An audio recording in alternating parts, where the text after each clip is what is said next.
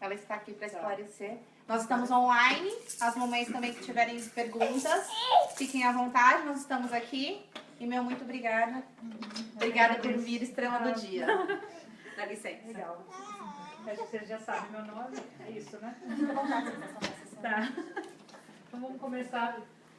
Como é que eu faço aqui? Vamos ver aqui, ó. O slide, Vai começar com o vídeo? Eu quero começar com um vídeo do Vinícius de Moraes, que talvez vocês já conheçam, acho que ilustra o tema desenvolvimento infantil, então eu quis começar com isso. Acho da brasileira, Vinícius de Moraes, e tem tudo a ver com o que a gente vai falar. Pode começar.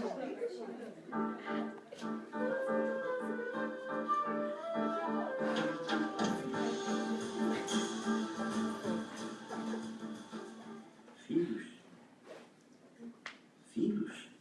Melhor não tê-los. Mas se não os temos, como sabê-lo?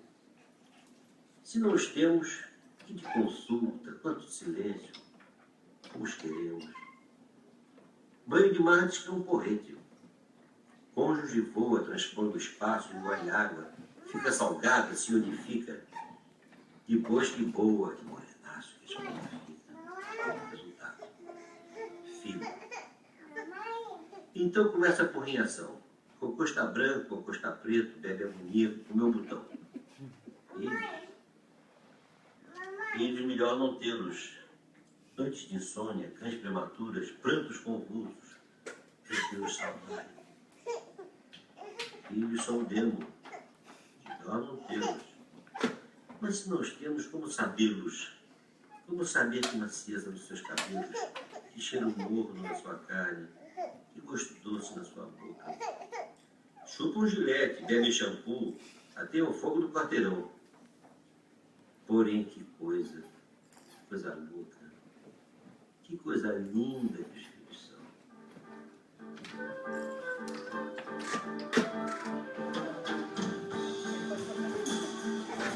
É só o sambinha para ligar.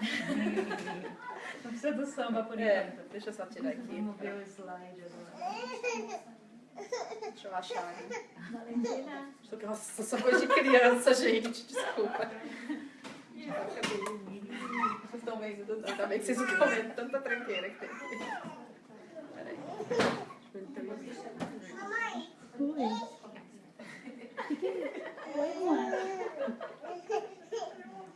A Melzinha é motorista. Ela tá apaixonada por ele. Já aparece lá, vocês estão aí. Então, falar um pouco do começo, né, do desenvolvimento, do início. Então, assim, o primeiro desafio do bebê é nascer, né? Ele não é uma batalha, né? O nascimento não é um processo simples. E esse bebê, ele nasce, ele não consegue ainda segurar bem, né? O pescoço ainda não é firme o suficiente para ele ficar ereto. E com 3 anos esse bebê já está andando, ele já está falando, ele já está mentindo, e já está ficando decepcionado, né? Já existe já é uma outra pessoa completamente diferente. Então, assim, acontece de uma forma muito frenética, né? O desenvolvimento, do 0 aos 3, é uma coisa muito impressionante. O quanto eles aprendem, o quanto eles se desenvolvem, né? E assim, fica às vezes difícil para a pessoa que está cuidando entender o que isso significa, né? A rapidez com que eles estão aprendendo, com que eles estão se desenvolvendo, porque a gente está num outro ritmo, né? O adulto, ele continua aprendendo e se desenvolvendo até a morte, mas não nesse ritmo tão frenético, né? Então, assim, às vezes aparece, né? Alguém vai dizer, né? Esse bebê não está... Essa criança não está tão atenta, ela não está conseguindo ter foco, né? A gente vê com muita frequência o diagnóstico de falta de atenção, né? Hiperatividade. O que muitas vezes está acontecendo com essa criança é uma criança super sensível, atenta, interessada, né? No que está acontecendo no mundo. Ela não quer saber do que o educador está dizendo para ela ali naquela hora. Ela quer saber daquilo e de tudo mais, de tudo. Né? E isso, eu vejo isso como uma coisa muito positiva, né? É o jeito que o cientista olha para o mundo, é a forma como os inovadores olham para o mundo. Ele está considerando possibilidades que nunca ninguém pensou, ele está vendo esse mundo num ângulo que nunca ninguém viu. Né? assim, a criança, a natureza da criança permite isso, que ela olhe para esse mundo, porque assim, ela não conhece esse mundo, ela não sabe como é que os humanos interagem, como é que isso tudo funciona. Então ela cria um jeito dela, ela cria, né? E então ela faz experimentos, como cientista ela faz experimentos. Então é muito comum uma criança bem pequenininha, criança aprendeu a sentar, agora está no cadeirão, vamos, né, começar com a papinha, e aí ela pega a colher e joga no chão, né? E aí aquela colher faz um barulho, e a mãe tem uma expressão no rosto, e aí a criança joga a colher de novo no chão. E ela está tentando entender ali, ela está fazendo um experimento que talvez não seja tão interessante para a mãe, mas para ela é muito interessante, porque agora ela sabe que aquela colher, quando cai, faz um barulho tal, né? Então é previsível aquilo. Sempre que ela jogar a colher, vai acontecer aquele som. E a mãe vai vir e vai fazer também uma expressão, então assim, ela começa a entender quanto controle ela tem desse mundo, quanto previsível esse mundo é, né? O que ela provoca nas pessoas, né? Nos adultos, quando ela tem determinadas atitudes. Então, assim, olhando desse ângulo, né? É muito interessante, né? Entender, né? Que a criança está fazendo, na verdade, um experimento. Dependendo de como o adulto, não só a mãe, mas o adulto responsável por essa criança reage a esses experimentos, essa autoestima, a criança vai fazer mais, ela vai experimentar mais, ela vai correr mais riscos, ela vai ter menos medo de fazer essas tentativas, né? Quando ela faz e descobre alguma coisa, né? Então ela agora descobriu que essa colher faz um barulho tal. Isso aumenta a autoestima dela, ela fez uma descoberta, ela descobriu algo novo, né? Então, assim, para que essa criança continue fazendo isso, continue nesse processo de descobertas e criação, é importante que a gente entenda o que ela está fazendo, né? Dê essa liberdade, né? Para que isso continue acontecendo. Tenha essa empatia pela criança. Isso nem sempre acontece, mas é muito importante. Nos primeiros anos, a criança está principalmente, né, tentando saber quem ela é, tentando se diferenciar, né, tentando entender o que é ela e o que é o outro, quais são as necessidades dela, qual é a necessidade do outro, né. O processo de separação ele é muito gradual, né. Primeiro tem o nascimento, depois tem o desmame, né, aos poucos essa criança se percebe separada da mãe.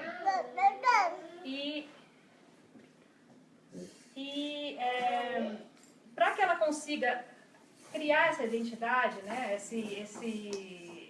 conseguir perceber quem ela é e qual é a diferença dela e do outro, é muito importante a liberdade, né? Então, a liberdade de escolha. A criança tem um espaço suficiente, né, que ela possa explorar. A criança ela tem liberdade para observar o mundo, né? Não é aquela coisa limitada, ela está livre, ela está explorando, ela está vendo o que está acontecendo. Ela tem liberdade de se movimentar, né? Ela não está presa num lugar restrito por muito tempo, ela se mexe, ela brinca, ela, né, se desenvolve fisicamente.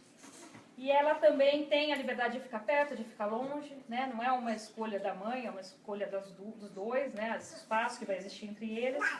E é muito bacana que a criança também possa sentir na pele, né, texturas diferentes. Então, assim, oferecer para a criança tinta, areia, água, né, o barro, a lama, a comida mesmo, ela vai fazer experimentos, como é que sente, né, a comida no rosto, na mão. Então, assim, ela tá nesse mesmo processo de criar um limite para o corpo dela, de entender o que acontece, né, no mundo. Vai ser a interação entre o adulto e a criança que vai propiciar o conhecimento, né? Então, assim, algumas pessoas vão dizer que a criança não tem conhecimento e ela vai adquirir isso com alguém. O adulto vai ensinar isso para ela. Não é bem assim. A criança tem meios de adquirir o conhecimento. Ela vai arrumar meios. Só que ela não consegue fazer isso sem o suporte de um adulto. O adulto está junto da criança enquanto ela está fazendo essas descobertas, enquanto ela está se interessando pelo mundo, pelas coisas. Mas ela não é um depósito de conhecimento, ela não é vazia e aí o adulto vem e preenche ela com todo o conhecimento que ele tem. Não é assim. A função do adulto é mais de ajudar que ela continue... Oi. É pra ele, né? É dele que tá falando. Ele sabe.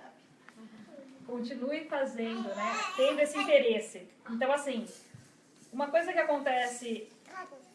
Embora a criança seja muito independente nessa tentativa de descobertas, o conhecimento ela adquire quando essa pessoa que está perto, né, o cuidador, o pai, a mãe, percebendo que a criança fez uma descoberta, conseguiu, né, conquistou algo, chegou alguém.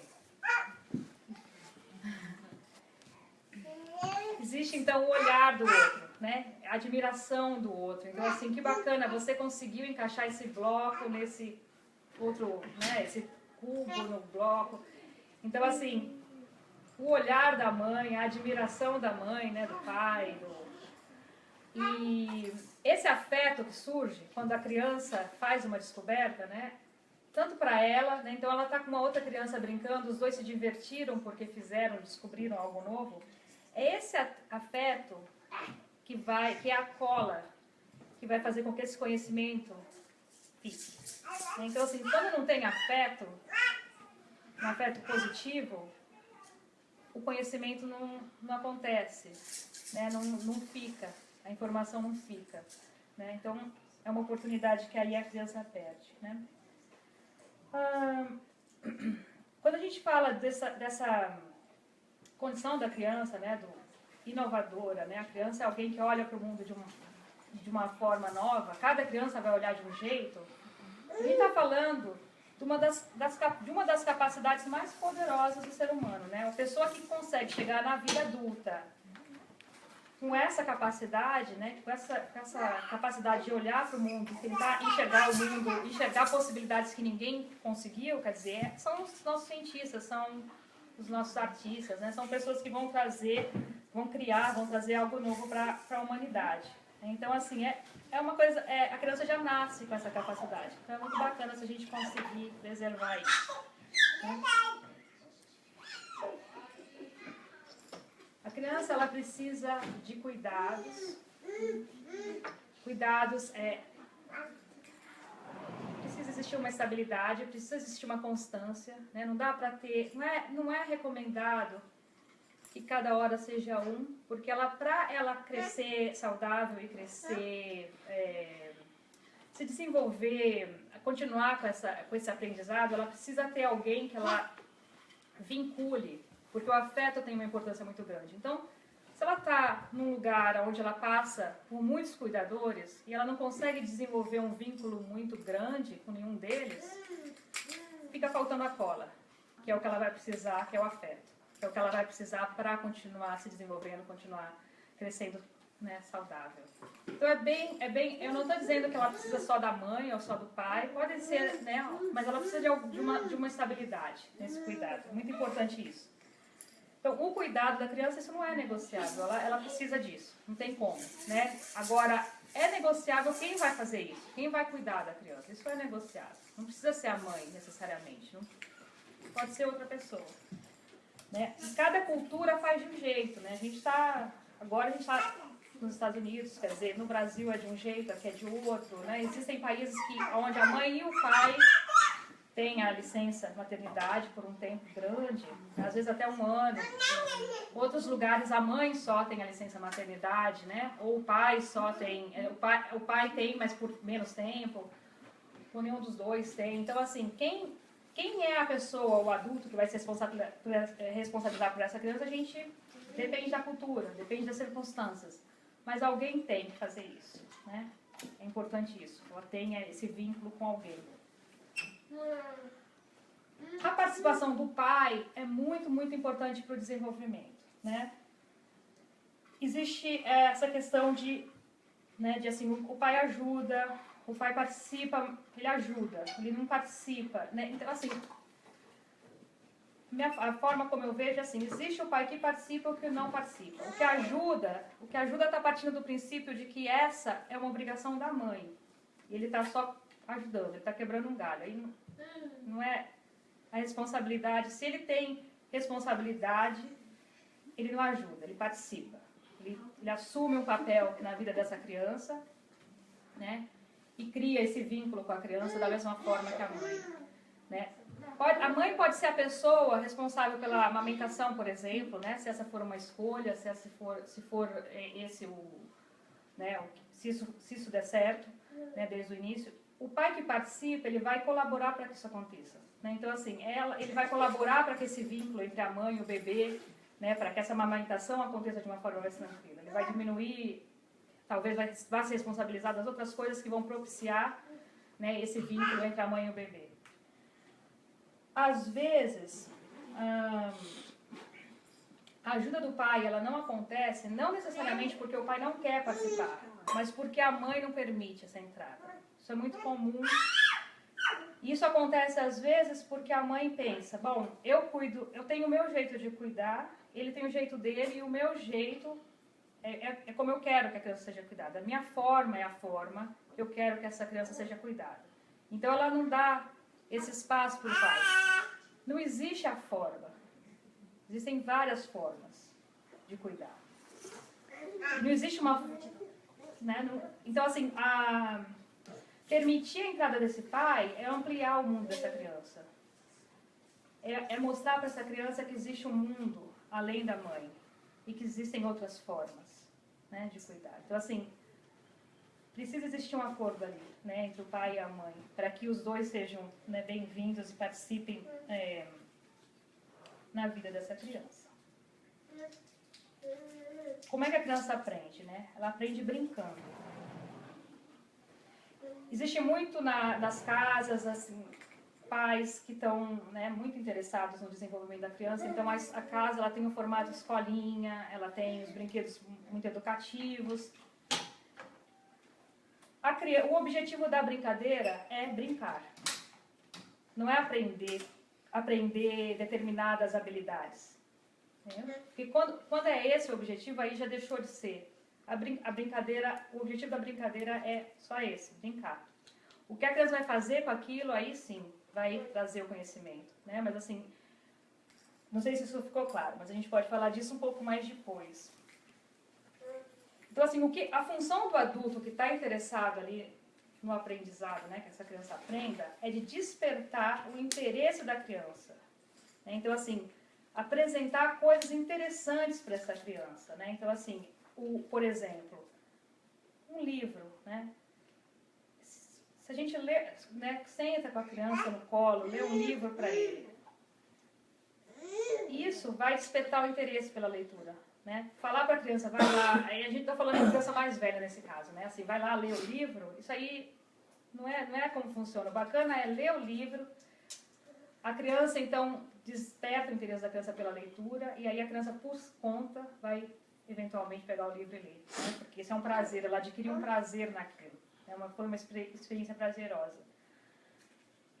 A história contada, independente do livro, a música, a arte, tudo isso são várias as formas que a gente pode despertar o interesse dessa criança, né? A atenção dessa criança. A comida pode ser uma forma, né, de despertar o interesse dessa criança. Que comida, qual a história dessa comida, né? A gente faz muito isso com a comida do Brasil, essa comida tem uma história, essa comida é um pedaço de uma parte da cultura, da onde você veio, da onde papai e mamãe veio. Né? Para a criança é mais interessante os objetos do dia a dia, né? A panela, as roupas que a mãe usa, os sapatos da mãe, né? Os objetos mesmo do dia a dia acabam sendo muito mais interessantes do que o brinquedo mesmo, o brinquedo que a gente compra na loja. Então assim, a criança vai pegar uma régua e um lápis e vai fazer dele um avião. Esse avião é mais interessante do que o avião que veio da loja, com controle remoto que realmente voa, entendeu? Porque não existiu ali uma criação dela, então o afeto já não é tanto. Outra coisa que também é muito interessante para a criança é que ela tem a oportunidade de contato com a natureza. A natureza tem dois lados. tanto estético, né, como ético. Então, assim, é tudo muito bonito, né? O natural é tudo muito bonito. Então, a criança acaba desenvolvendo um afeto pelo bonito, né? Ela quer preservar o bonito, porque o bonito atrai o bonito, então ela cuida do bonito, né? Então ela tem respeito pela árvore, ela tem respeito pelas flores, ela tem respeito pelo meio ambiente. Então, assim, a criança que é exposta e ela tem essa oportunidade de brincar com o vivo, com o orgânico, ela também desenvolve, né, não só o lado ético, que é fundamental para o desenvolvimento, para a humanidade, né? Muito bom que a gente saiba o que é certo e o que é errado, mas também esse lado, né, do belo, né, assim, a gente tem, e eu acho isso muito, muito legal, assim, da natureza, né, o que a natureza tem para oferecer.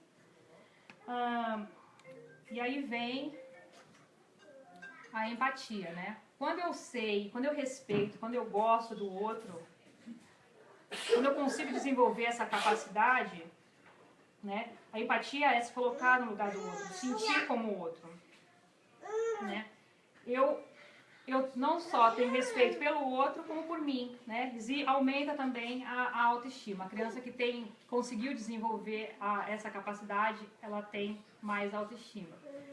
A criança naturalmente tem empatia por tudo, né? A criança tem empatia pelo brinquedo, né? Então, assim, quebrou o brinquedo, jogou fora o brinquedo, o brinquedo é vivo, o brinquedo tem sentimentos, o brinquedo, né, ele não é como a gente vê, ele tem vida, os bichos, as plantas, né, tudo, as pedras, tudo tem vida para a criança, o pedaço de pau que ela pegou no parque, tudo aquilo tem uma história, tem uma importância e a criança desenvolve uma empatia por aquilo. Né? E assim, quando a gente diminui um pouco o ritmo e começa a olhar para o mundo, tentar olhar para o mundo da forma como a criança olha, tudo fica mais interessante. Né? As flores ficam mais interessantes, porque a criança ela vai olhar para aquela flor com atenção para os detalhes daquela flor, ela vai olhar a chuva é um encantamento para a criança, uma coisa fascinante para a criança, né? A chuva. Principalmente aqui, que não chove, né? É o fenômeno. Novidade, né? Aí aparece o arco-íris. Nossa, mais ainda. Então, assim, a gente às vezes tudo isso passa muito despercebido na correria e a criança não, ela quer parar e ela quer fazer, ela quer desenvolver esse relacionamento, né, com o mundo, com esse mundo que está se apresentando para ela, né? Com essas pessoas, né? Com os humanos. E é nessas horas que é muito importante confirmar para a criança que sim, ela faz parte disso, ela faz parte de tudo isso. Quando ela se identifica com tudo isso que está acontecendo na humanidade, né, no mundo, ela está fazendo isso e também está tentando descobrir qual é o espaço dela nisso tudo. E é importante mostrar para ela esse espaço, mostrar para ela que sim, ela pertence, ela tem uma história, ela tem uma família, né? Um momento bacana de falar, né, da história mesmo dessa família, né, da imigração do Brasil, da língua, da cultura, da comida. Fazendo isso, a gente está dizendo para essa criança que ela pertence a algum lugar, ela pertence a um grupo, ela pertence a uma comunidade, ela pertence a um chão, né, ela se sente desejada, né, ela está sendo apresentada para esse grupo e ao mesmo tempo ela está sendo informada de que ela está bem-vinda, né, que ela faz parte desse grupo. E o ser humano, né, essa é o principal do ser humano, é querer ser desejado. A gente se guia por isso.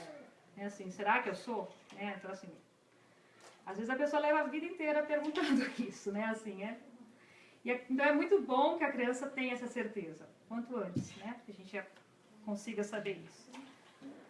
É no grupo, né, é com o contato com outras crianças, é com o contato com o irmão, que a gente também desenvolve relações de competição, de colaboração. Né? A competição é muito normal até certo ponto, né, não tem nada de errado com isso. E a birra, talvez vocês não concordem comigo, mas é muito interessante. A gente vai ter que falar disso um pouco mais.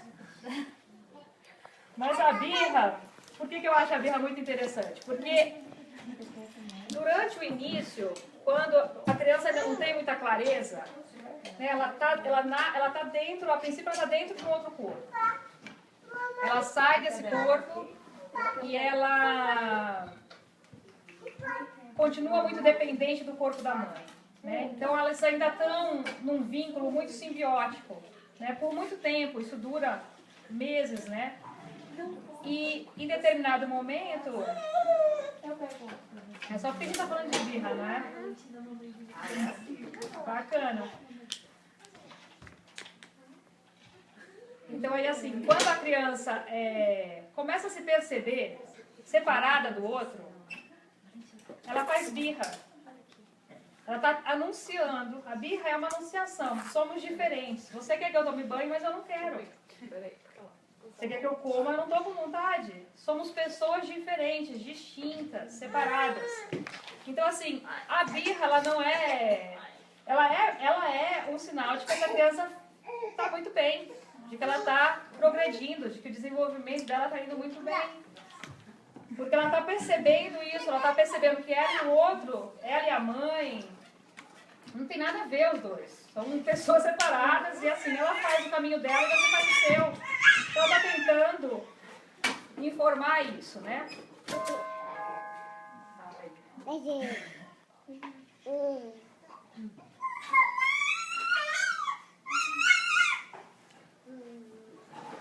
Ela está então... Vou esperar um pouquinho para a gente não se distrair.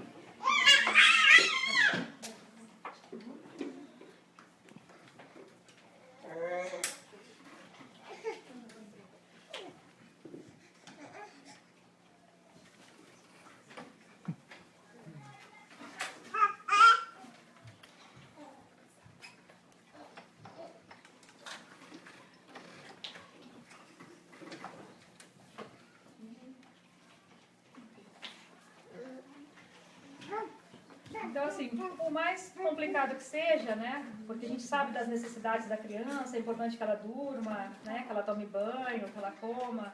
Por mais essa negociação entre o querer da criança e o querer da mãe na verdade, um sinal de que essa criança está se desenvolvendo bem. Eu falei da liberdade, falei, né? Desse momento onde a criança diz não e a criança não quer fazer o que a mãe quer. É um momento de celebração, porque a criança está conseguindo fazer o que o desenvolvimento pede, ela está conseguindo separar, mas isso não significa que a mãe tem que dizer, tá bom então, não toma banho. Não é assim. A mãe vai falar não para a criança. A vontade da mãe... É importante que a criança saiba que a mãe tem uma vontade diferente da dela. Porque isso confirma que eles são duas pessoas. E se ele conseguir entender, né, aí vai vir a frustração, vai vir a raiva da criança, né? Se a mãe conseguir tolerar isso, né, a frustração da criança, ela vai permitir que a criança faça um entendimento, uma melhor percepção desse pedido mesmo que ela fez, de separação. E na hora que a criança faz isso, quando ela tem o melhor conhecimento dela e do outro, da necessidade dela e do outro, ela não só desenvolve mais respeito por ela, mas também pelo outro. Então, assim, isso é muito importante. A questão do limite. Limite feito com afeto. Não estou falando do autoritarismo, né, do abuso, de então bate na criança para entender que ela tem uma banho, não é disso.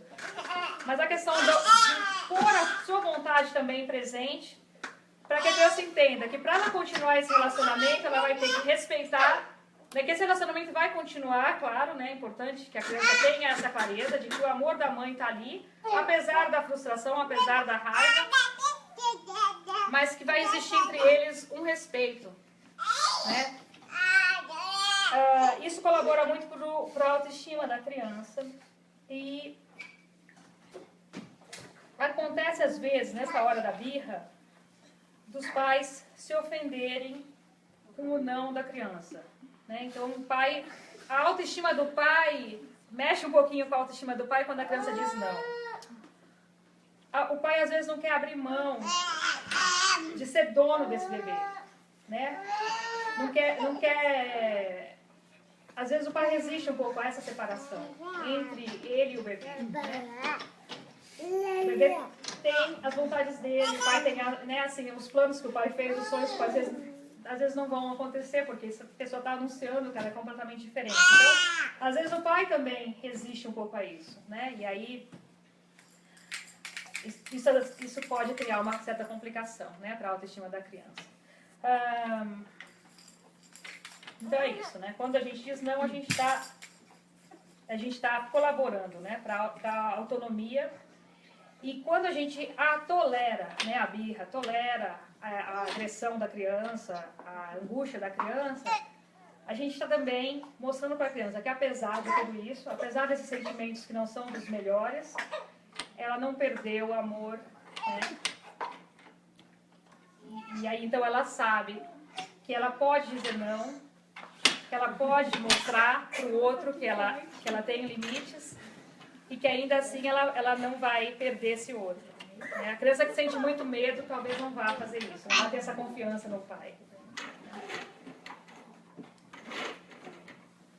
Os pais são os melhores professores que os filhos podem ter, né? Porque é um relacionamento que mais propicia o afeto, que é a cola mais importante para o conhecimento, né? A forma como eles vão falar e a forma como eles vão reagir é a forma como a criança vai... Essa é a primeira experiência que a criança tem de relacionamento humano, com o pai e com a mãe, né? Ou com a pessoa que estiver responsável por ela. Então, assim, como esse pai reage, como esse pai interage com a criança, é a primeira experiência que ela tem com o mundo. Então, ela vai para o mundo com essa expectativa. Se essa for uma interação boa, é essa expectativa que ela tem do mundo. As crianças que vivem, né? Então, assim, os primeiros anos de vida são os primeiros... É como a gente compara isso com a estrutura de uma casa, né? É quando a criança está criando a identidade, ela está criando, está montando a estrutura dessa casa, e na hora que essa casa é o que vai sustentar todo o resto. Se essa estrutura não está bem construída, quer dizer, talvez aí a criança exista aí um risco de que algo ruim aconteça, né? As crianças que vivem em circunstâncias muito difíceis, né, a pobreza, a violência, a saúde mental, os pais às vezes passando sofrem, né, com a doença mental, principalmente as mais severas, como a depressão, o abuso de substâncias. Essa criança, ela tem as oportunidades de uma interação positiva com esses pais diminuem, não são tão constantes, porque todas as crianças vão ter interações positivas e negativas, mas a criança que cresce num ambiente que não é tão estável, ela vai ter mais interações negativas do que positivas, né? Isso pode, né, vai provavelmente refletir de uma forma muito negativa ao desenvolvimento dessa criança. E é por isso que a ciência fala que é muito difícil ajudar a criança sem primeiro ajudar os pais. Acho que é isso. Eu escrevi pouco. Não sei quanto tempo a gente tem.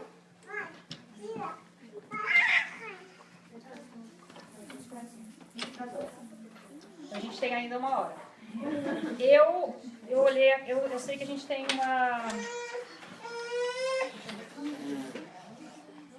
Agora eu vou ler um poema e eu acho também que tem tudo a ver com o tema.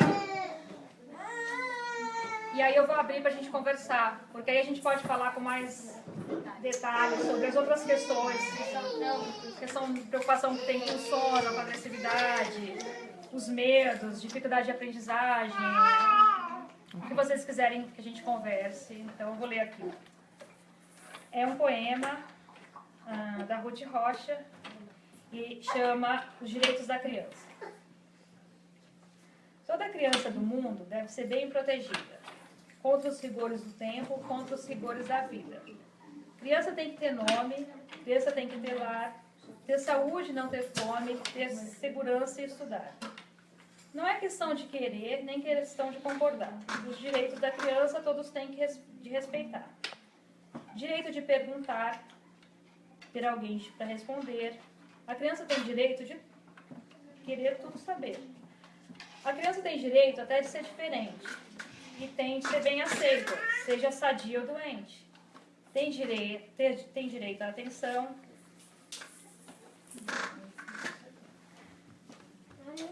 Direito de não ter medos. Direito a livro e a pão. Direito a ter brinquedos.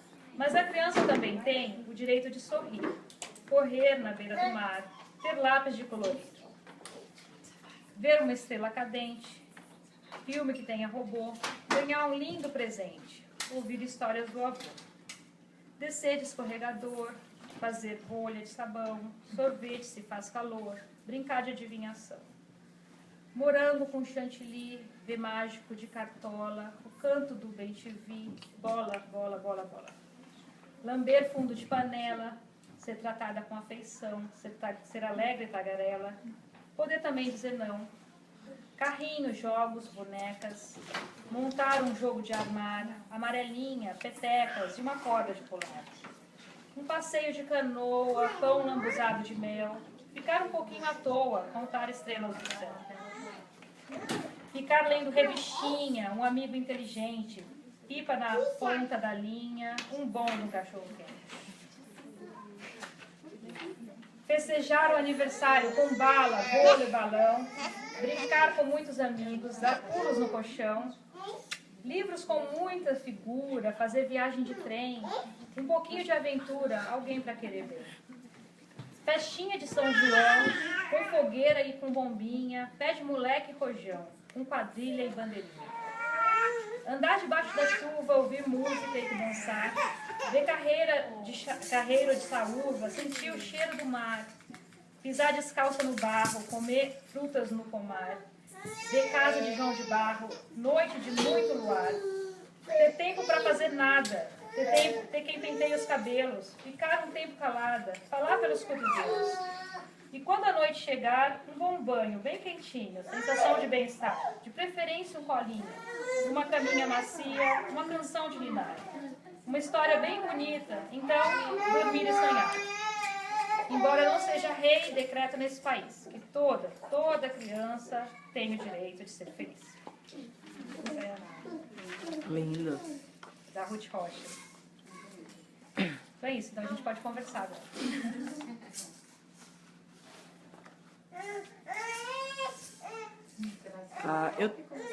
Não, é livre. Eu tenho uma questão. Quando você falou da birra, você disse que a birra, no caso, é ele mostrando que é uma pessoa diferente com uma personalidade diferente. Mas aí qual é a forma que a gente tem que reagir a essa birra? A gente tem que mostrar... Somos pessoas diferentes, mas quem manda é a mamãe. Quem manda é a mamãe. Quem manda é a mamãe. Era isso que eu queria saber. Assim, quem manda é a mamãe. Vamos respeitar a sua opinião, não. Quem manda aqui é a mamãe. Quem manda é a mamãe. Inclusive, a gente pode usar isso, porque eu uso isso o tempo todo. Quem manda é a mamãe.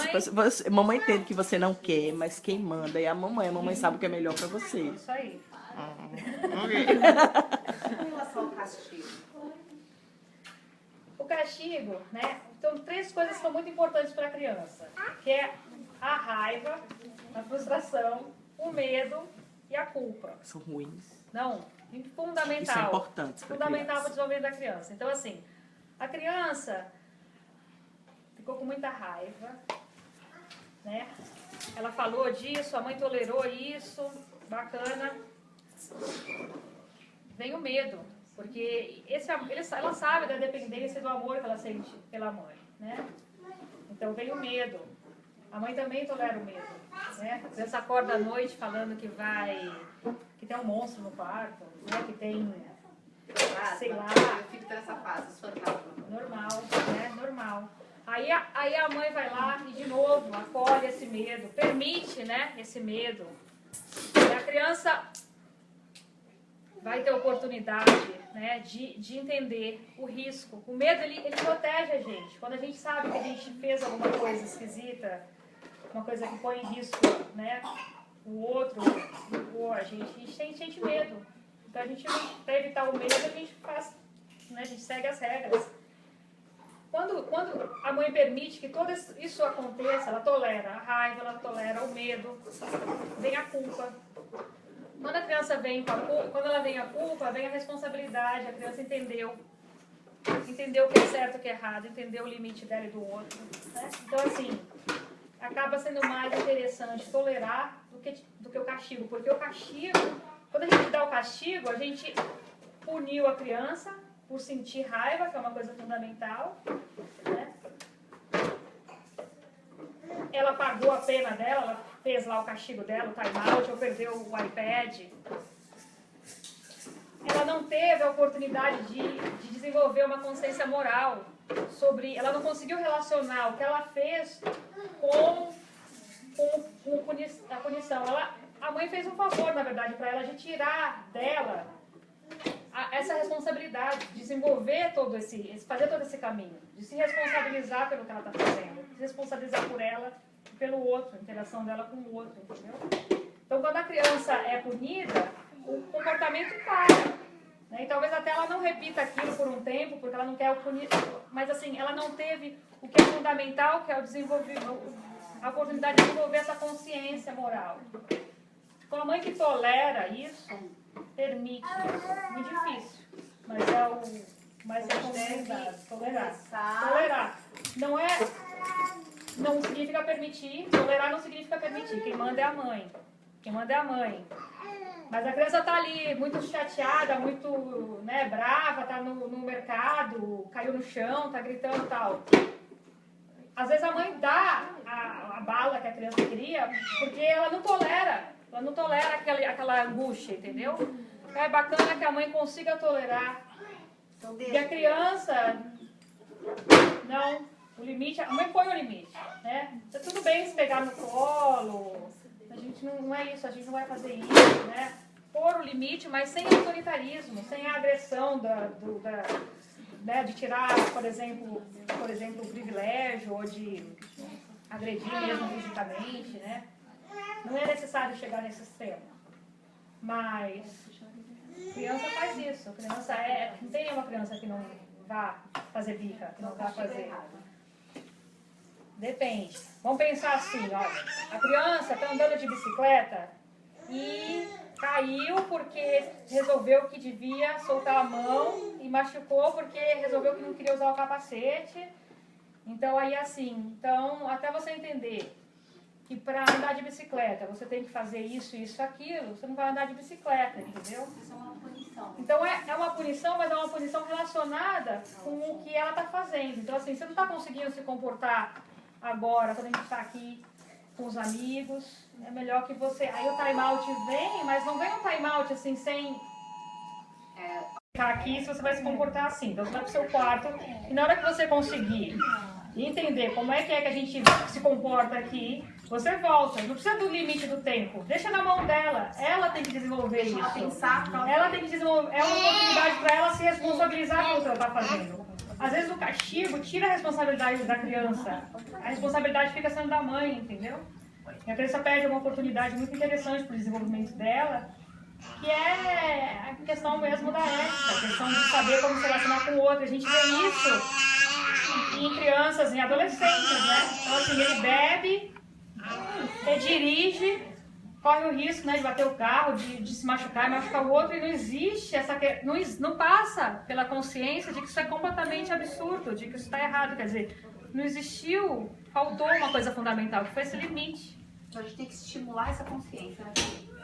Com que idade, mais ou menos, a criança passa a ter esse entendimento? Então, no começo, né, vamos pensar, do 0 até 1 ano e 18 meses, mais ou menos, a criança está ali ainda sem se diferenciar da mãe. Então, quanto mais essa mãe estiver junto, quanto mais ela suprir as necessidades dessa criança, melhor.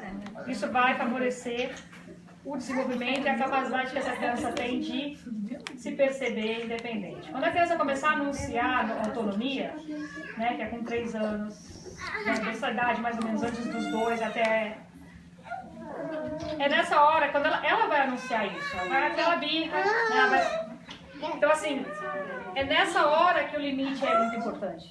Né? O limite feito com afeto. Por isso que os pais são os melhores professores. Porque se a gente deixa isso na mão de uma instituição, né, o vínculo não é tão grande, o vínculo afetivo. Mas a mãe consegue, o pai, ela consegue fazer isso, colocar esse limite, como você disse, com cuidado, né? É pelo bem, é pro cuidado da criança. Ela não quer tomar banho, mas é assim que a gente funciona nesse mundo. Todo mundo toma banho, diariamente às vezes. Caso Deveria ser assim, né? o ideal. Deveria ser assim. Então é o pai que está introduzindo a criança essa sociedade, a humanidade, como é que a gente se comporta aqui. Então, não gosta, mas é assim que funciona. Vai tomar banho, chorando, bravo, angustiado. Aí vai acordar à noite, às vezes com medo, pular, abraço de novo. É isso. No caso, vai misturar um pouquinho a questão da agressividade que você tinha falado isso. Porque eu tenho 2 filhos, a idade próxima, então brigam muito.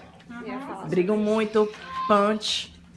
Por incrível que pareça, o mais novo bate na mais velha, porque ela segura o mais novo, então E quando eles estão brigando, eu coloco de time out. Ele, né, principalmente. Você tá de time out porque você bateu na sua irmã e você vê que ela não bateu de volta em você. Se ela batesse em você, ela ia machucar muito mais. Aí ele fica lá chorando.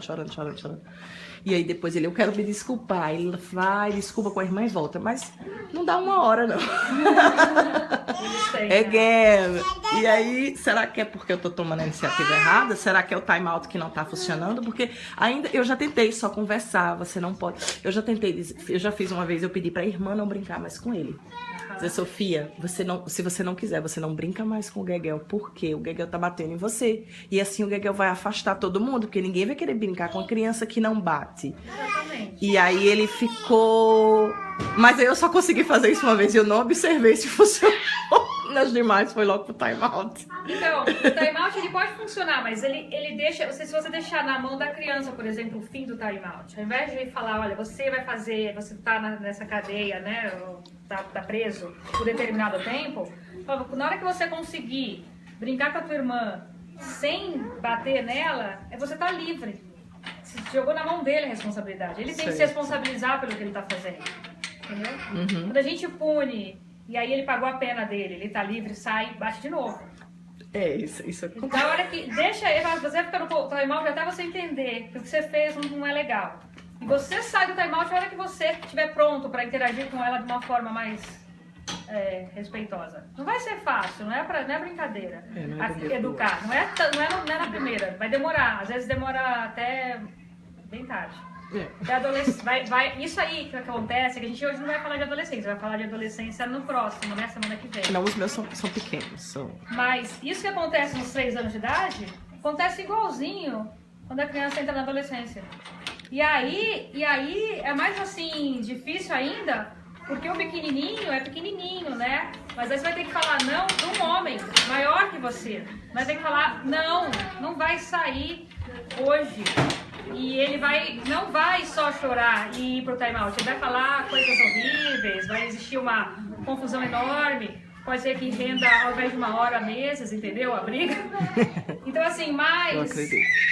Tem que dizer não. Tem que dizer não. E aguentar essa angústia toda aí que vai acontecer na sequência. Ai, obrigada. Vai lá. O meu agora tá com quase 4, ele tá com mania de quando eu não faço o que ele quer, ele começa a me bater. Aí o que eu tô fazendo eu seguro ele, eu não deixo ele me bater, e eu digo que ele pode ficar com raiva, mas ele não pode ser físico com as pessoas, ele pode falar, ele pode usar as palavras, mas não pode bater. Às vezes eu tô com esse daqui e eu não tô dando mamar, então eu não posso fazer isso. Tem alguma outra coisa que você faça que não seja segurar? Porque eu não gosto de deixar ele me bater. Eu acho não pode deixar. Se deixar pra mim, tá o sentimento, a gente é livre pra sentir o que a gente quiser, né? A gente é livre e é importante que a gente se dê esse direito mesmo, assim, né? Muita raiva, queria matar, entendeu? Tranquilo, o sentimento. Mas a ética vem quando eu sei que o sentimento não pode passar pra ação, né? Que é o que acontece quando eu bebo e dirijo, e eu tenho só 15 anos, eu nem tenho carta, quer dizer que eu agi, eu eu não entendi que a ação e sentimento são coisas, né? O sentimento, a raiva, a angústia, tudo isso não mata ninguém, o que mata é a ação, né? Assim, então, não pode bater, mas aí pode ficar raiva, pode ficar muito bravo. Isso pode. Eu tenho uma dúvida também relacionada a isso. Meu faz a mesma coisa. Agora, começou há alguns meses, na hora que tá com muita raiva, tipo, quer comer fora de hora, eu não deixo, quer comer doce, eu não deixo. Aí vem bater, dá murro, assim, eu tô em pé. Eu falo severamente, assim, eu já li sobre isso, assim, fico de joelho, olho pra ele, seguro na mãozinha, você não pode me bater, eu sou sua mãe, você tem que me respeitar, você não pode bater a mamãe, não pode bater na Sofia, não pode bater no amiguinho, eu vou fazendo aquele discurso. Mas eu já vi mães fazerem que machucou, assim, se fazerem, olha, machucou, doeu muito na mamãe, o que você fez como mãe fazia que tava chorando? Isso funciona? Assim, se fazer de vítima, ou pra mãe seria melhor mostrar a sua autoridade, você não pode fazer o que é errado. O negócio é assim, não pode, é melhor dizer eu não quero. Porque poder pode. Porque as pessoas fazem absurdos por aí, não é? Poder pode. As pessoas fazem isso, as pessoas matam, né? Uma pessoa mata a outra. Então pode. Mas eu não quero. Eu não quero. A minha vontade é a sua vontade. Você quer bater. Eu não quero que você bata. Entendeu? Ok. Eu não quero. Aí a continuação da pergunta sim, não. aí a mãe que fragiliza. Pra mostrar ele que aquilo machuca. A mãe que fragiliza, ela rouba da criança a culpa. Ela rouba da criança esse processo. A mãe que chora, a mãe que não aguenta, entendeu? Ela então faz isso pela criança, né? E ela não consegue estar ali forte o suficiente para tolerar aquilo. Então, assim, não é legal. Você é a autoridade, você é o mais forte. Se a criança acredita que ela é capaz de machucar a pessoa que ela mais depende, a pessoa que ela mais ama, ela começa a se identificar com uma pessoa má. Isso prejudica muito a autoestima da criança. A criança começa a pensar, nossa, eu fiz a minha mãe chorar, eu machuquei a minha mãe, eu consegui fazer isso, quer dizer, é isso quem eu sou sou capaz disso. Né? Então, assim, a mãe tem que estar forte o suficiente para tolerar, para a criança entenda que ela é capaz, se ela fizer, né? Mas continuar inteira. A mãe, essa é a parte difícil. Continuar inteira o suficiente para que essa criança continue se identificando com esse amor, com esse relacionamento positivo que existe entre eles, para que a autoestima continue crescendo. Porque quando a autoestima cresce, a criança tem a empatia positiva com o outro. Ela cuida dela, ela cuida do outro. Né? Se ela se identifica com o mal, então aí assim, ó, o que faz, que importância tem, entendeu? Eu sou isso aí mesmo, eu machuco os outros. Se eu machuco a minha mãe, eu posso machucar qualquer pessoa. Eu machuco eu machuco o mundo, é isso que eu sou. Isso também é um perigo muito grande. Uma pergunta, eu tenho um filho de 4 anos. Ele tá numa fase complicada, eu nunca sei o que ele tá falando. Por exemplo, ele tá na escola assim, eu não gosto de ir pra minha escola, não quero ir pra escola. Ele já tá na escola há 1 ano, ele tá bem, ele tem que falar que os amigos não gostam de mim. Aí eu vejo, chego na escola, ele tá no parquinho tendo uma alegria, correndo, brincando. Aí eu nunca sei quando é o lado da imaginação ou quando é o lado da verdade. Ah, minha professora bateu na perna. Eu falei, mas por que ela bateu na perna? Aí eu fui na sala de aula, a professora tava lá falando assim, batendo na perna. Aí ele associou, falou, não, a professora bate na perna da gente. Eu falei, mas por quê? Aí eu cheguei lá, ela tava assim com a mão na perna, falando do jeito que eu falo. Então eu nunca sei como eu identifico a imaginação e a realidade. Quais são os sinais? Porque eu fico perdida. Pergunta difícil. É complicado, né? É difícil. Eu tô aqui perdida. Ele tem que ir para a escola, né? A gente espera que a escola tenha ética o suficiente e não esteja fazendo. A gente tem que confiar na escola, mostrar que confia na escola, esperar que a escola tenha ética o suficiente para não bater nele, não fazer nada desse, né? É um absurdo. Que façam isso nessa escola, que é uma escola super tradicional. Então, assim, é importante, assim, é bom que eles tenham confiança suficiente para contar tudo, né? Então, assim, ele é um sinal positivo, mas, assim, eu não sei se é É complicado essa parte, eu não sei, na verdade, eu tenho que pensar um pouco mais para te responder sobre a imaginação, mas assim, as regras, acho que é isso, principalmente partir do princípio de que pouco provável isso esteja acontecendo, né, a gente está num lugar que eu... Porque ele sai feliz de lá. Então, acho que ele está dando indicações o suficiente de que... Então acho que dá pra confiar na escola, dá pra confiar nesse ambiente onde ele tá. E assim, talvez ele não queira ir pra escola, porque ficar em casa com a mãe é muito prazeroso, essa separação, entende? Assim, quando eu saio de um lugar e vou pro outro, eu tenho que dar conta dessa separação, às vezes isso causa uma certa angústia. Então ele talvez vá falar, mas... as crianças pequenas vão para a escola e essa é uma das regras e ele vai para a escola mesmo quando ele diga. E às vezes ele vai mentir para manipular e tal, mas assim... Já manipulou, Já. E é aí que entra uma oportunidade bacana, né? De mostrar que isso não é legal. Que quando ele faz isso, ele... Porque ele tem um vínculo positivo com a escola, ele se diverte lá, né? Então quando ele está mentindo sobre a escola, ele está falando da reputação, ele está estragando a reputação da escola, né? Existe um risco. Saber, né? Mas aí é importante que ele saiba disso. E quando ele fala isso, você fica sem saber se a professora dele é legal ou não, sem saber que os amigos dele são legais ou não. E ele parece que está se divertindo com eles, ele parece estar aprendendo coisas legais com eles. Então, assim, quando ele fala isso, ele está correndo risco de perder oportunidades legais. Então, assim, ele é outra oportunidade. Então, eu já posso conversar com ele, ele já entende, vocês ficam legal. Dá, tranquilo, com 4 anos. Outra coisa que eu tenho dúvida, até que idade que a criança começa a iniciar a vida social dela? Por exemplo, tem crianças que brincam muito sozinhas, tem crianças que já procuram por amiguinhos. A minha filha tem 18 meses e ela já vai em cima das crianças, ela quer os amiguinhos dela. Só que eu vejo que muitas crianças não, crianças não estão preparadas para isso. Eu acho que é muito cedo.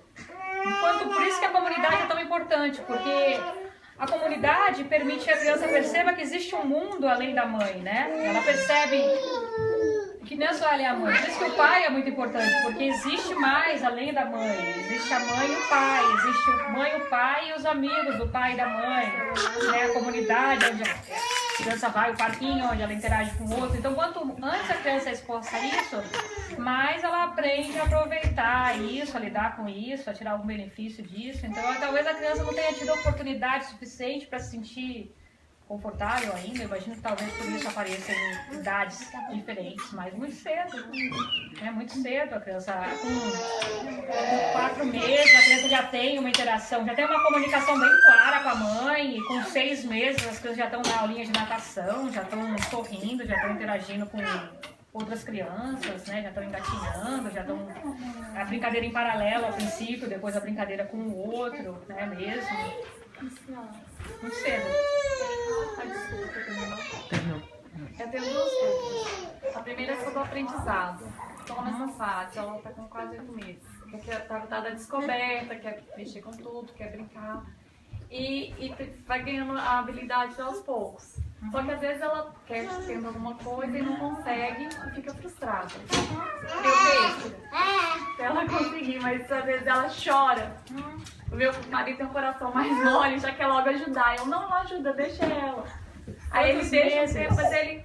Até que ponto eu deixo? Vou deixar ela chorando? Quantos meses? Vai fazer 8. Ainda é muito pequena, né? Então ela não tem ainda ainda não chegou nesse lugar onde ela tá diferenciando. Então assim, a frustração aí quer dizer que a criança que tá sozinha, por exemplo, numa situação e ela é muito pequena, ela tem o medo dela é de morte, é terror, é uma coisa muito mais grave, entendeu? Então é bom estar ali. Eu sempre estou perto, mas é igual a questão de ajudar ela. Se ela quer sair, por exemplo, ela entrou num lugar e ela não consegue sair. Eu já vi que ela já saiu antes. Porque eu fico sempre olhando e ela saiu sozinha e sem choro, sem nada. Mas se tem alguém perto, ela... Uma dificuldade entendi. Aí eu não ajuda, que eu sei que ela sabe. Não, ela vai frustrar e essa parte é uma frustração saudável, uma frustração que faz parte, porque aí a criança ela quer fazer certo, ela quer fazer bem. E isso é difícil, né? Mas ela vai insistir e ela vai chegar lá, né? E ela vai fazer. E esse chorar aí não me preocupa tanto. Eu também assim, triste se a criança tiver necessidade básica, entendeu? Ela tá sem comer, aí é outra coisa, porque ela depende muito, né? Nessa parte do aprendizado mesmo. Porque toda etapa eu vejo, por exemplo, quando ela tava quase se arrastando, aí ela não conseguia, aí ela se frustrava porque ela queria pegar, aí eu dava um empurrãozinho, ou eu não, deixava.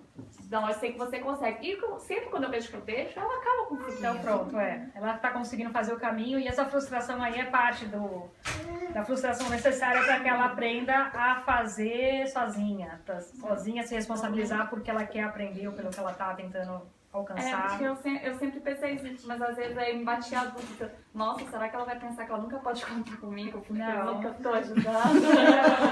Eu acho que não. É bom oferecer a segurança, entendeu? Se a criança tá correndo risco de se machucar, aí não é legal. Né? Tá num lugar seguro para fazer esses experimentos frustrantes, isso é normal. Às vezes que tem uma preocupação muito grande que a criança não pode chorar, ficar muito angustiada, mas isso, nessa idade não é. É triste assim, um recém-nascido, entendeu? Porque ali é a simbiose mesmo. A criança fica pensando que vai morrer quando a mãe some, né? Mas. Eu tenho. Ok. Desculpa. Você quer fazer? Não, pode finalizar. É porque em momento eles passam a entender. Por exemplo, tudo que ela faz de errado, a gente ri. Errado como? A gente tá ensinando, por exemplo, puxar o cabelo, puxar as coisas de querer rasgar as coisas, de jogar comida no chão. Eu sei que é normal da fase e tal, mas só que eu tento não rir, porque eu penso, nossa, eu tô ensinando pra ela que é legal, porque a mamãe acha graça de tudo. Aí o pai, a mesma coisa, então puxa a orelha. Aí a gente tenta mostrar, não, macho, mas eu sei que ela não entende.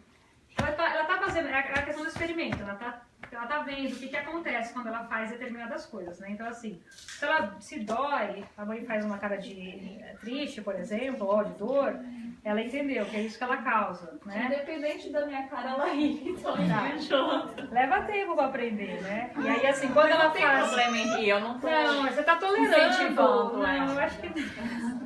Não, né? A questão de fazer errado, a questão da colher, depende de como a gente vê, né? Porque ela tá testando o que acontece, como é que as pessoas reagem. Então, assim, se doeu, a gente seria bom se pudesse fazer uma cara de dor, por exemplo, né? Quero entender o que dói. Se fez barulho, né? Um cara talvez assustado, levou um susto, aquela colher que caiu. Não é necessariamente errado, né? Mas assim, ela tá tentando entender como é que esse mundo funciona. A princípio.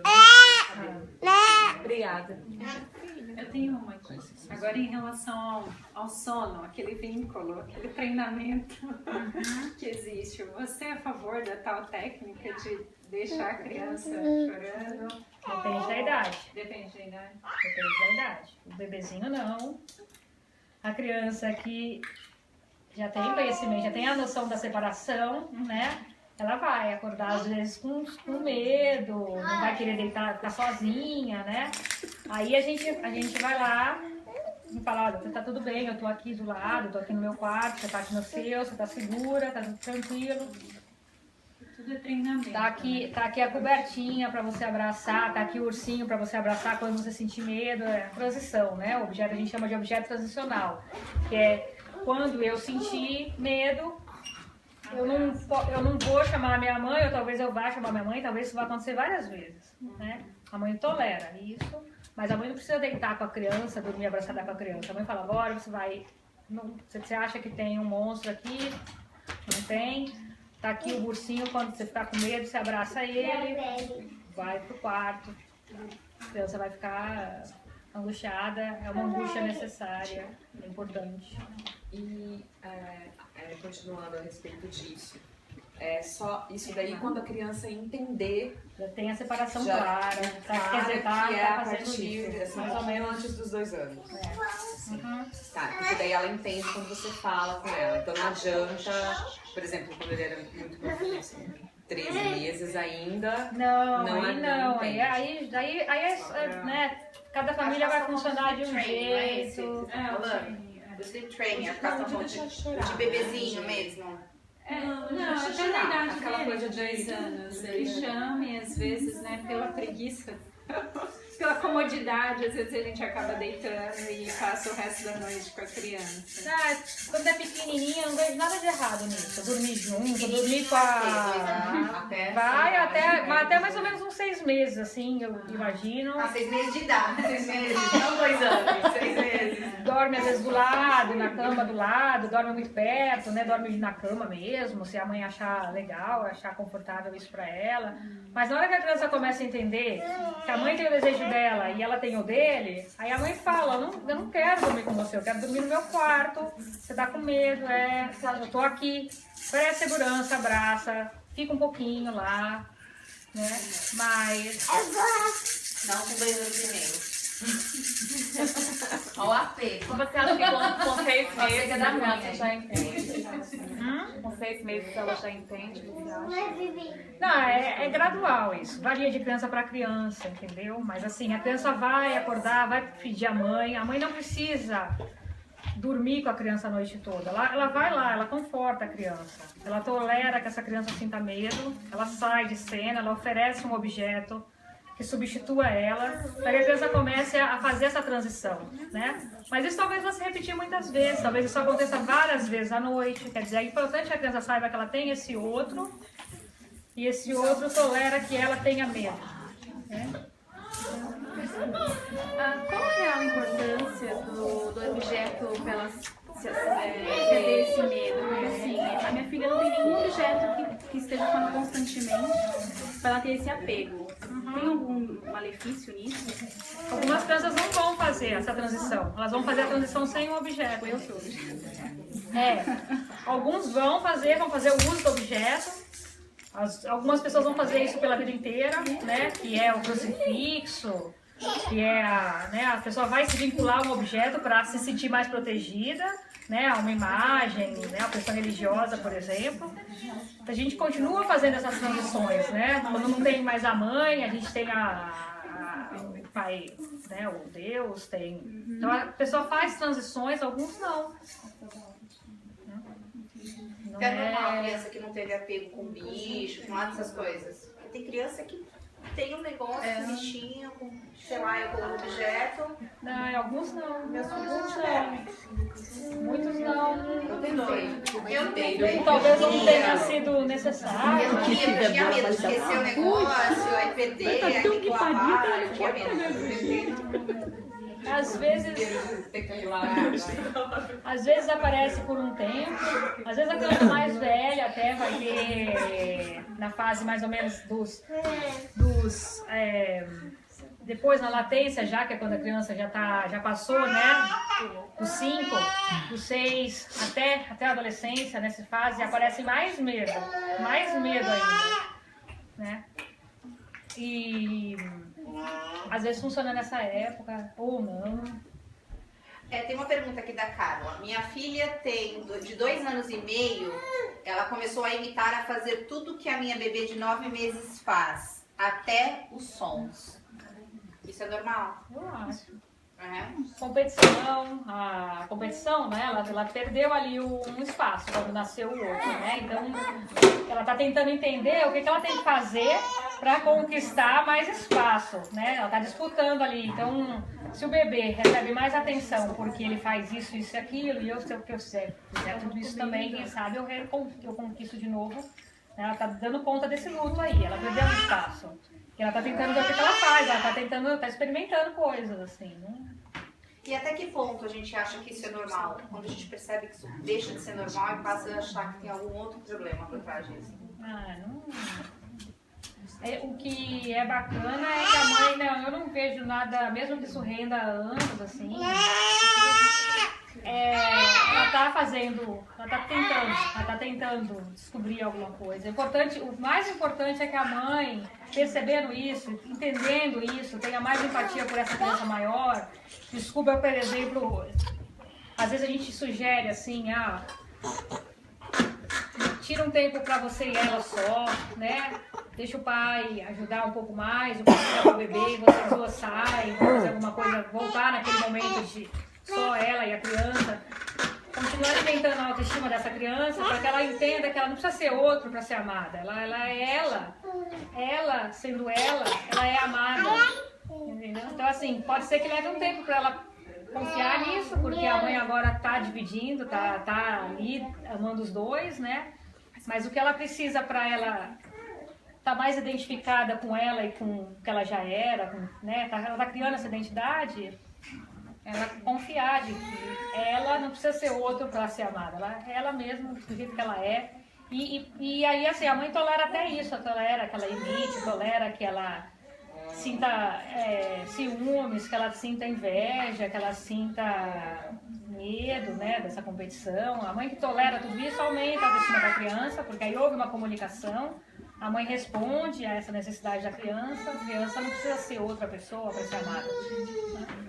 Então isso aí vai, talvez leve um tempo, talvez seja rápido o processo, depende de quanta empatia a mãe vai ter pelo que está acontecendo, quanto entendimento que a mãe tem e como ela vai responder, a mãe e o pai, o responsável.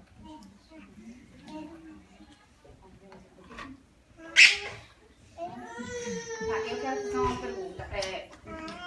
Até que ponto a gente percebe que o desenvolvimento da criança está sendo normal e a partir dali existe alguns sinais que hoje não existem, a criança não está desenvolvendo da maneira que deveria se desenvolver? Vamos pensar. Na criança, por exemplo, né? Vamos pensar um pouco patologia, né? O que é o autismo, por exemplo? Uma dificuldade muito grande de comunicação, principalmente, essa é a característica principal do autismo, ela não tem empatia e não tem comunicação, né? Então, assim, isso aparece muito cedo no desenvolvimento. Então, a criança que está com uma dificuldade nessa área, uma criança que precisa de uma atenção maior, né? A criança é agressiva por natureza. A criança que é só agressiva o tempo todo, ela pode estar anunciando aí uma depressão, né? A irritabilidade na criança, ela aparece como irritação constante, a agressão constante, né? Que é também isso, né? Assim, eu não tenho noção, eu agredo o outro, bullying, né? A criança vai e invade o espaço do outro, ela bate no outro, ela não se preocupa com o que o outro vai sentir, né? Então ela está em partes mostrando para o outro, né? E com frequência, porque depende tudo da frequência como isso aconteça. Crianças vão fazer isso, né? Principalmente com o irmão, ela vai ser burra, vai fazer isso com o irmão. Mas se isso acontece com uma frequência muito, muito grande, essa criança está anunciando aí, está pedindo para que as pessoas percebam o que ela está sentindo, né? Quando eu machuco o outro com frequência, por exemplo, talvez eu esteja machucado, então porque não dá a oportunidade do outro saber o que eu sinto, né? Então, assim, aí é importante estar atento para a frequência, principalmente. Está muito repetitiva aquela angústia, né? Está tudo muito difícil. E a mãe, é bom que a mãe dê uma olhada, converse com um profissional, vê, né? Porque a mãe recebe aí o cuidado que ela precisa para cuidar da criança. A gente cuida da criança cuidando da mãe, né? Porque o que é? Sabe fazer. Geralmente funciona mais assim. A partir de qual idade eles começam a entender que realmente machucam o outro?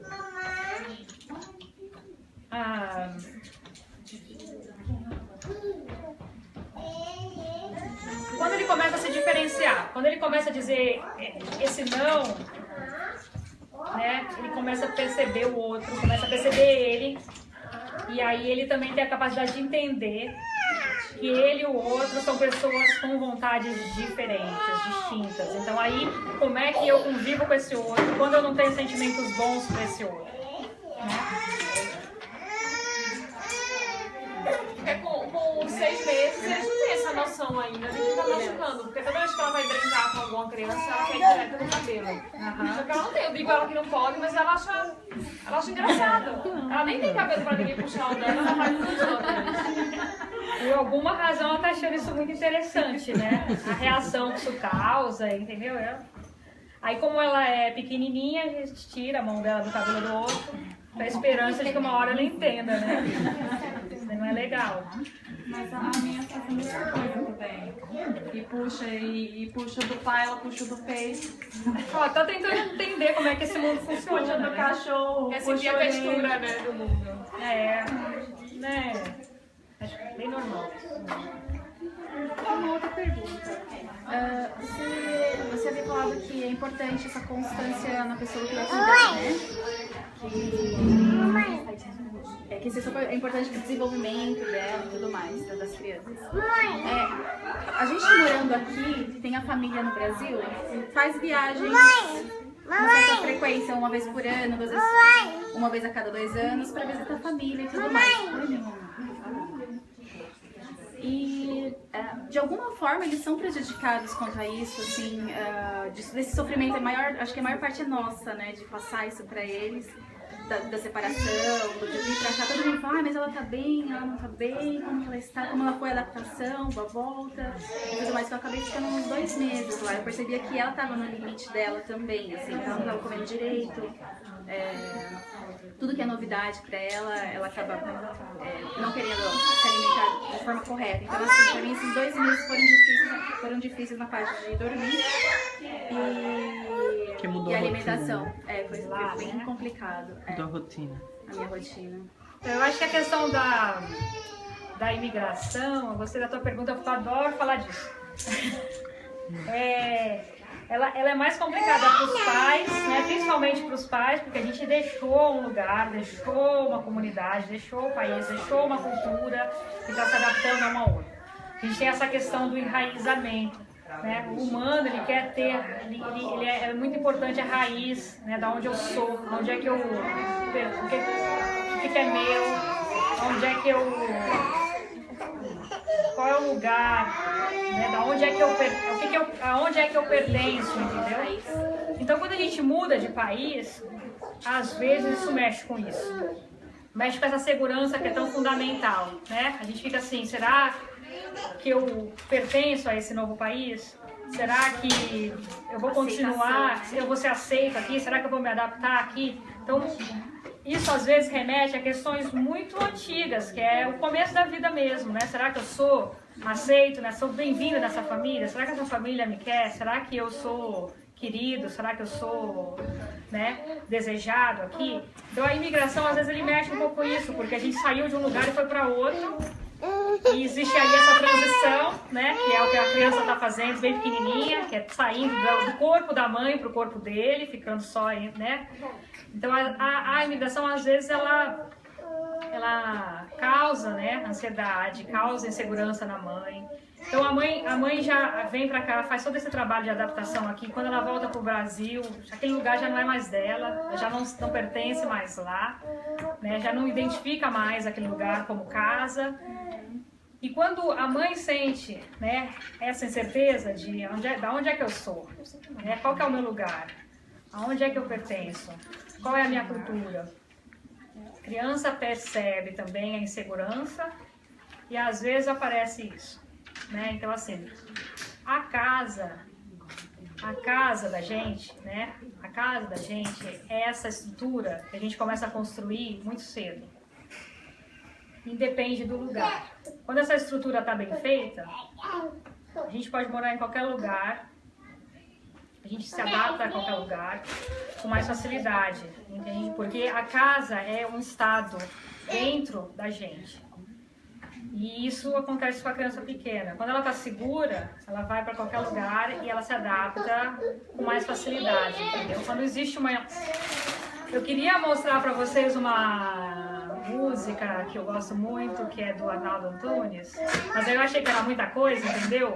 Poesia, música e tal, mas se vocês quiserem a gente pode pôr, porque chama Nossa Casa, e ele fala disso. Nem sei se todo mundo que ouve a música consegue ouvir isso, mas ele fala disso, da nossa casa. O que é a nossa casa, né? Vamos pôr, vocês querem?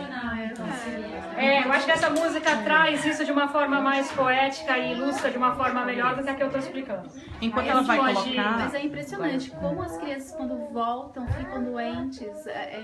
O número rolou de mães que rolou uma insegurança, uma imunidade, aí ficou bagunçado, né? Eu tenho só completando, enquanto ela tá procurando pra você. No caso, porque quando a gente sai, no meu caso, eu ainda vou fazer 1 ano aqui, eles perdem os primos, aquela união familiar, vamos dizer, porque quem cresceu no Brasil cresceu com os primos, então são seus amigos de infância, porque vocês cresceram juntos.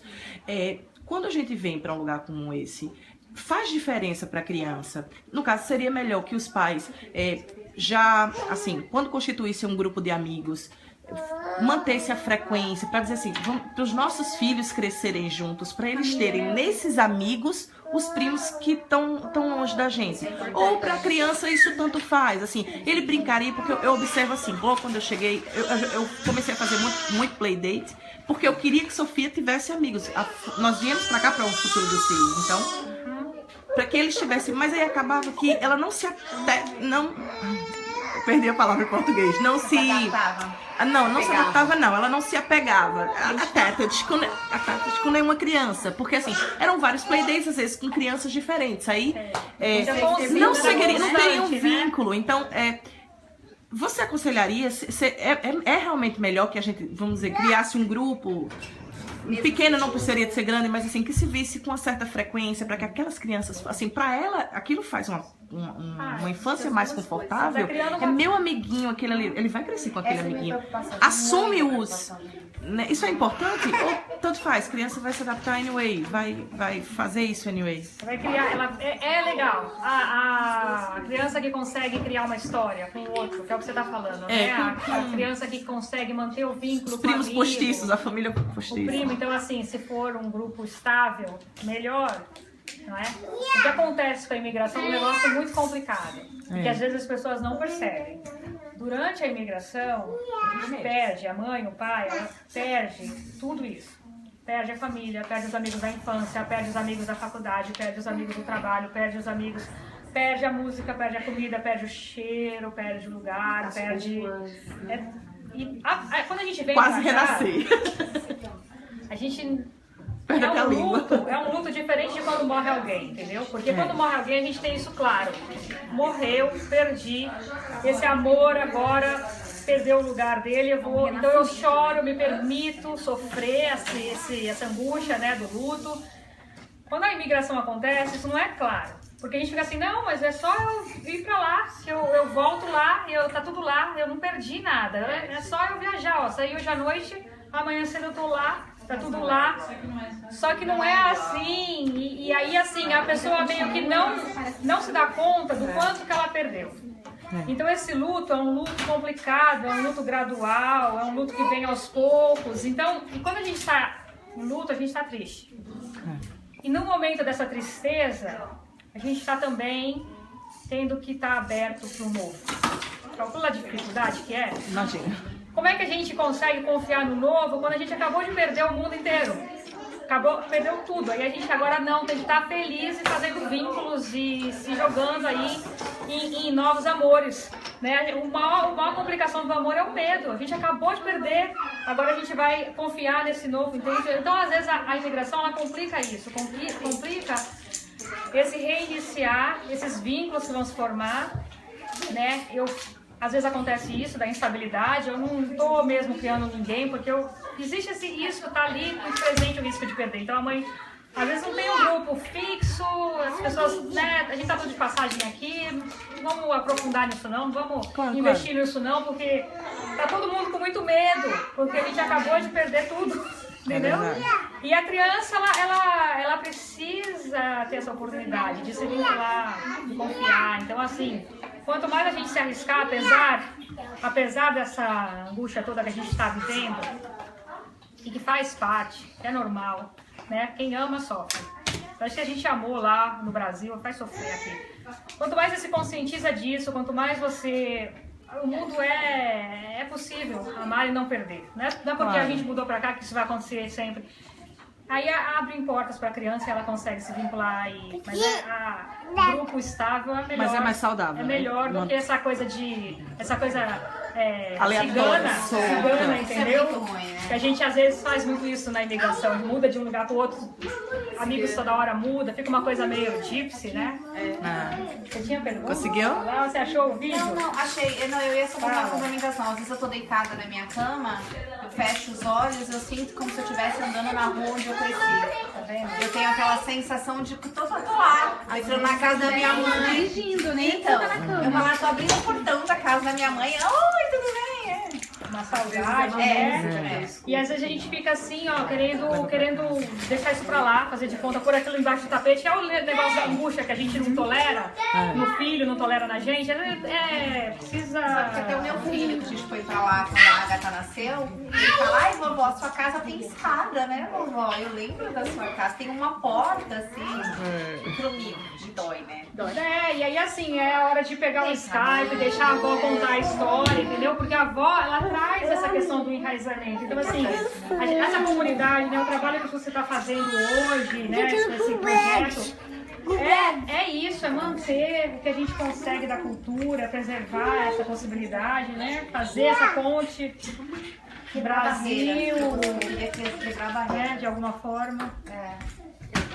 Mas o sofrimento da imigração, a gente tem que encarar isso daí. Eu acho assim, eu questiono a pessoa que fala, passei por isso sem problema nenhum. Esse me preocupa. Ainda não chegou, talvez. Esse me preocupa mais do que o que sofre. Mas ele está mentalizando isso para que seja, né? Repetir para si mesmo. Mas ela não era. Eu tive uma falha assim, durou por muito tempo. É que uma hora quebrou. Ou você tenta, né? Você tenta manter isso. Tipo, não, tô bem, tem uma hora que... Eu acho que eu sou aqui não sofre, me preocupa mais porque assim, é quase inevitável não sofrer. É quase inevitável a gente sentir muita saudade, né? E a saudade é uma coisa que dói. Então assim, a pessoa que não... Assim, não é que... Eu não tô falando assim, sofrer, entrar em depressão, entendeu? Mas a pessoa que não reconhece... Né, essa saudade, a pessoa, por exemplo, que chega aqui e esquece do Brasil, ela se americanizou, ela nem, nossa, tá falando inglês perfeito, eu não quero nem saber, não quero nem, entendeu? A pessoa que faz isso muito rápido, faz essa transição assim, eu acho assim, um pouquinho, o que é isso? É uma defesa talvez, entendeu? Uma Parece defesa, que você tá querendo uma coisa assim de, eu não posso entrar em contato com isso, com essa... angústia que foi perder tudo, né? Ou, não sei, outras razões também, mas às vezes me chama mais atenção, entendeu? Eu não tô falando da depressão também, mas assim, da pessoa que, por exemplo, chega aqui e vira o cara mais nacionalista, sabe como é? Que agora é só música brasileira, em casa, que eu nem sabia quem era Chico Buarque, mas agora eu sou apaixonada por ele. Né? Morava lá no Brasil, não estava nem ligada em nada disso, mas agora, nossa, eu tenho que aprendi negócio de comida brasileira que eu nem sabia fazer, né? E lá em casa é tudo brasileiro, né? Eu quero que todo mundo saiba como é que funciona lá, eu fico vendendo, fico falando da minha cultura. O cara vira super nacionalista.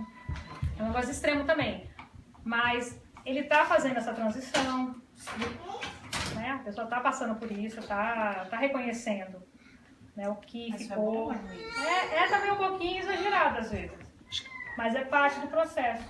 E tem outros que vão fazer o oposto, vão mergulhar aqui na cultura americana e nem lembrar que no dia que... Então, saudável é o equilíbrio, né? Os extremos são perigosos, né? Assim... A gente faz uma coisa que é bem assim, que a gente nem sabe, né? Mas a maioria das pessoas fazem isso, né? Quando vai pro Brasil, compra um monte de coisa. Pra ter em casa. Não, e leva para o Brasil, leva para a família inteira, não é? Leva os amigos, todo mundo faz isso, né? Às vezes o objetivo é deixar um pedaço da gente lá, e aí põe na mala, né? Põe na mala assim tudo, o pessoal traz até picanha, né, antigamente. Traz picanha, traz farofa, traz, né? Agora tem tudo aqui, mas o pessoal traz tudo, enche a mala, nossa, vai correndo risco de passar na imigração, de dar aquela confusão toda. É uma questão de trazer o Brasil para cá, é levar você para lá, né? Esses objetos são a transição que eu estava falando. A gente fica tentando com objetos fazer essa ponte entre um lugar e outro. Tudo parte do processo. Não necessariamente o sofrimento que eu falo é essas coisas, assim. Eu sinto muita saudade, né, de comer isso ou aquilo. Eu sinto muita saudade da música, me emociona. Isso é normal. O que eu tô falando, assim, é o cara que entra numa depressão profunda ou que não significou nada eu morar no Brasil a minha vida toda. Eu vim pra cá com 20 anos e eu nem vi, ó.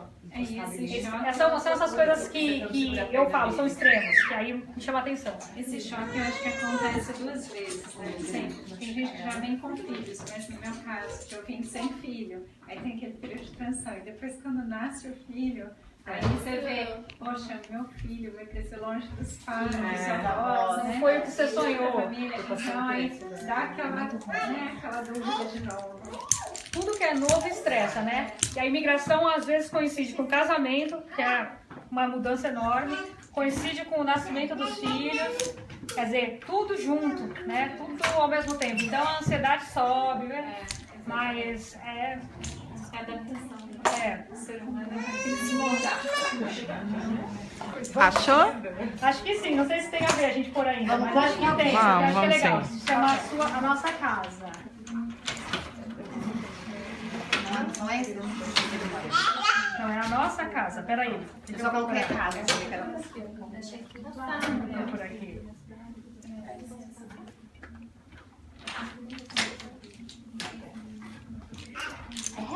Acabou?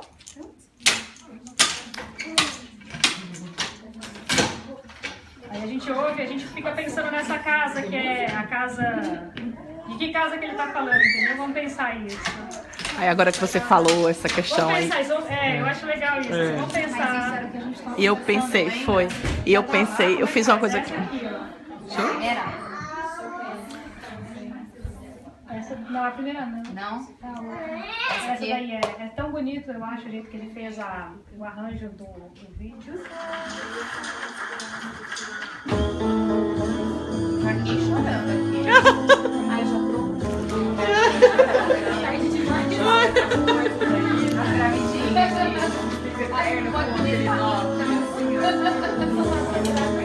Mas a vontade, nossa casa muito perfeita é mata, e o teto estrelado também tem luar.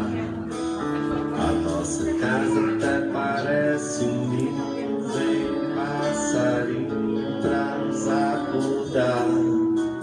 Na nossa casa passa um rio no meio, e o nosso leito pode ser o mar. A nossa casa é onde a gente está. A nossa casa é em todo lugar. A nossa casa é onde a gente está. A nossa casa é em todo lugar. A nossa casa é de carne e osso, não precisa esforço para namorar. A nossa casa não é sua menina, não tem campainha pra nos visitar.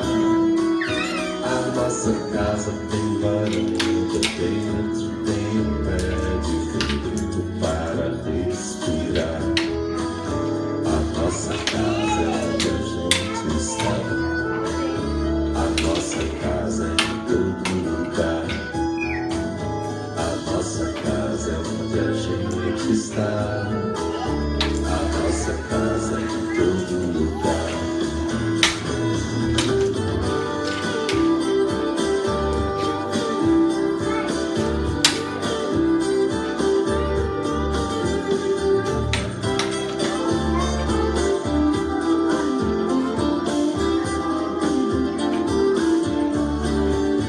A nossa casa tem um rio no meio, e o nosso leito pode ser o mar. A nossa casa é onde a gente está. A nossa casa é em todo lugar. A nossa casa é de carne e osso, não precisa esforço para namorar. A nossa casa não é sua menina, não tem campainha pra nos visitar. A nossa casa tem varanda dentro, tem um pé de vento para respirar. A nossa casa é onde a gente está. A nossa casa é em todo lugar. A nossa casa é onde a gente está. A nossa casa é em todo lugar. Ah, é linda mesmo.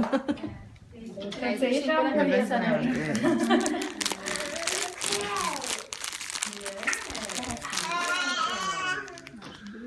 Estamos no fim, né? Alguém tem mais alguma pergunta? Alguém gostaria de falar alguma coisa? Não, meninas? Não? Bom, eu queria agradecer a vocês por terem vindo em mais uma reunião. Eu espero que vocês tenham gostado. Semana que vem a gente vai falar um pouquinho sobre psicologia na parte da escola, Né? Falar um pouco da escola, falar dessa... abordagem da escola, desenvolvimento no aprendizado, da adolescência. Vocês estão convidados? Muito obrigada. Vamos bater palmas para vocês.